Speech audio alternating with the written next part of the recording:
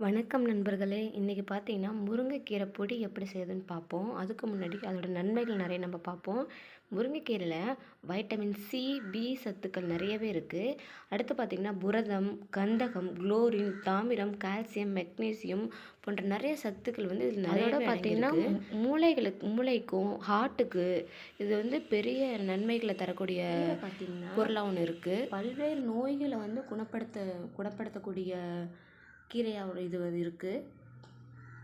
இது பார்த்தீங்கன்னா, உணவே மருந்து, மருந்தே உணவுன்னு சொல்லுவாங்கல்ல.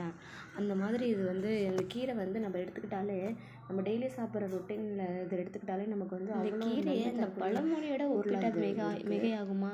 மிகையே ஆகாது. ஏன்னா அதை விட அவ்வளோ ஒரு உடலுக்கு நல்ல உணர்ச்சி குளிர்ச்சி தரக்கூடிய ஒரு பொருளாகவும், டெய்லி இந்த கீரையை நம்ம சாப்பிட்டுட்டு வந்தீங்கன்னா நமக்கு நல்ல ஒரு மாற்றத்தை நம்மளால் காண முடியும்.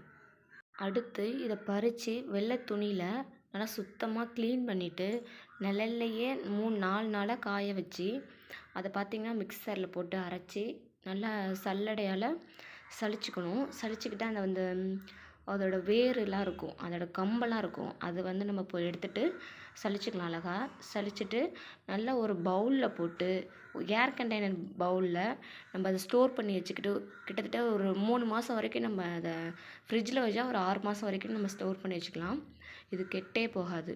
இது பார்த்திங்கன்னா உடலுக்கு வந்து அவ்வளோ ஒரு குளிர்ச்சி, எலும்பு முறிவுக்கு நம்ம இப்போ இந்த ரொட்டீன் லைஃப்பில் நிறைய பேர் நம்ம முருங்கைக்கீரையை உருவி சமைச்சு சாப்பிடவே மாட்டோம்.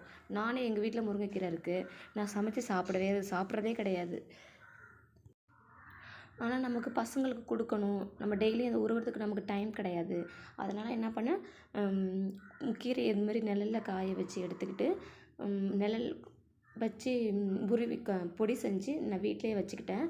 தோசை மாவில் போட்டு நம்ம கொடுக்கலாம் குழந்தைங்களுக்கு, சப்பாத்தி மாவில் போட்டு கொடுக்கலாம்.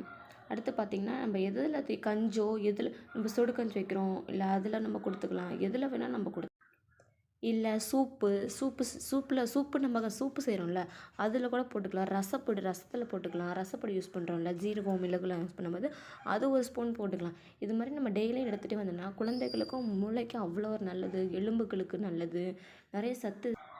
உங்களுக்கு இந்த பொடி வேணும்னா வாட்ஸ்அப் நம்பருக்கு கான்டாக்ட் பண்ணுங்கள். வாட்ஸ்அப் நம்பர் இதில் லிங்க் பண்ணியிருக்கேன். தேங்க்யூ நண்பர்களே.